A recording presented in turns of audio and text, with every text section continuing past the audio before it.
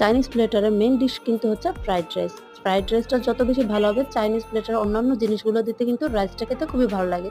তো আজকে খুবই সহজ করে চাইনিজ রেস্টুরেন্টের মতো ফ্রাইড রাইসটা কিভাবে রান্না করবে সেটাই তোমাদের সাথে শেয়ার করছি।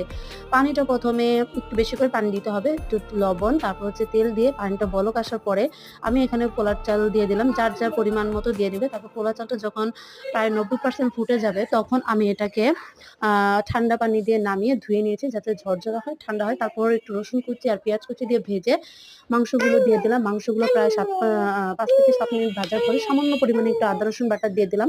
তারপর এখন দিয়ে দিলাম গাজর কুচি, আগে ভালো করে ভেজে নিলাম। তারপর দিলাম বরবটি, কারণ বরবটি একটু নরম সবজি। তারপর দিয়ে একটু লবণ, তারপর হচ্ছে সাদা গোলমরিচ গুঁড়া বা কালো গোলমরিচ গুঁড়া যেটাই হোক দিয়ে দিবে। তারপর চালটা দিয়ে ভালো করে মিক্স করতে হবে। তারপর ডিম যেটা আমি ঝুরা করে রেখেছিলাম আগে থেকে সেটা দিয়ে দিলাম। টমেটো সস, সয়া সস সবকিছু দিয়ে এখন কাজ হচ্ছে খুব ভালো করে মিক্স করা।